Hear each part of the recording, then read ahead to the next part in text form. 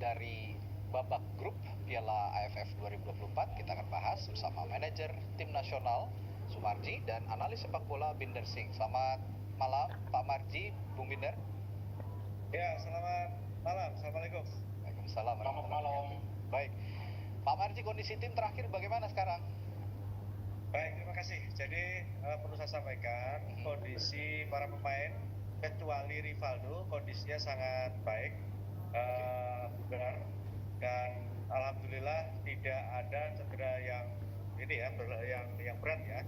Dan saya melihat anak-anak motivasinya sangat tinggi sekali untuk game besok dikarenakan satu, kita mempunyai kelebihan waktu rest yang cukup ya, sehingga semangat para pemain itu berbeda. Terus yang kedua, kita tahu bahwa pertandingan besok itu adalah pertandingan hidup mati, sehingga para pemain betul-betul termotivasi sangat tinggi dan tim pelatihan betul-betul sudah mempersiapkan itu dengan sebaik-baiknya.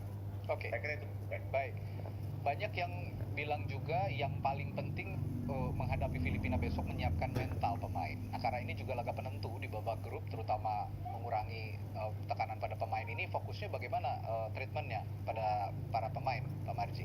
Ya baik. Jadi begini, memang betul di situasi yang boleh dikatakan kita ingin meraih sesuatu dengan situasi yang sedikit tertekan, bukan tertekan sekali ya, tapi sedikit tertekan. Ya. Ini membutuhkan mental yang kuat, khususnya daya juang para pemain secara keseluruhan.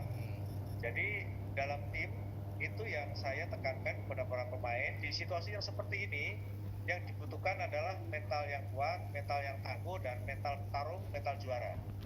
Sekali. Dan saya selalu katakan kepada para pemain, di saat situasi seperti ini yang bisa memanage mental adalah diri para pemain, sementara saya dan tim pelatih, coach dan tim pelatih lain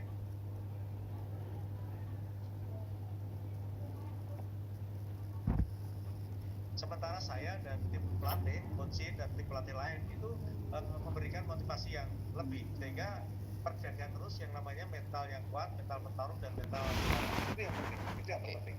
Baik, saya ke Bung Binder untuk meminta juga analisis jelang pertandingan lawan Filipina besok. Bung Binder, sepak bola itu memang bukan matematika, tapi kemarin Vietnam lawan kita kalah 0-1, tapi Filipina bisa menahan imbang. Sejauh ini analisisnya bagaimana melihat dua pertandingan itu tadi?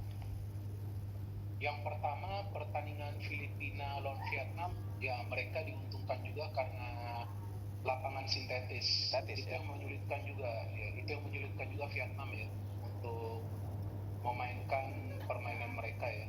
Tapi dari segi permainan tetaplah terlihat bahwa Vietnam itu lebih dominan. Dan Filipina yang bermain di Piala AFF tahun ini bukanlah Filipina tim yang sama yang berhadapan dengan Indonesia di kualifikasi Piala Dunia lalu yang di round 2. Jadi ini beda, pelatihnya saja sudah beda. Ya, pelatihnya sekarang pelatihnya asal Spanyol, dulu kan pelatihnya asal Belgia ya. Albert Capellas sekarang pelatihnya, dan pemain-pemain yang dibawa juga ada banyak pemain muda.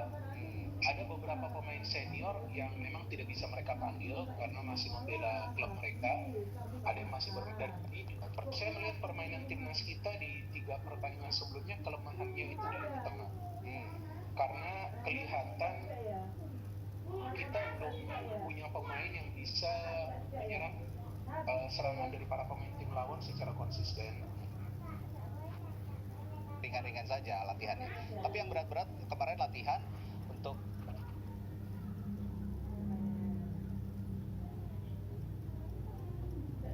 sekali lagi bisa dilihat tadi bagaimana perjuangan pemain anak-anak kita besok ketika melawan Filipina. Karena apa?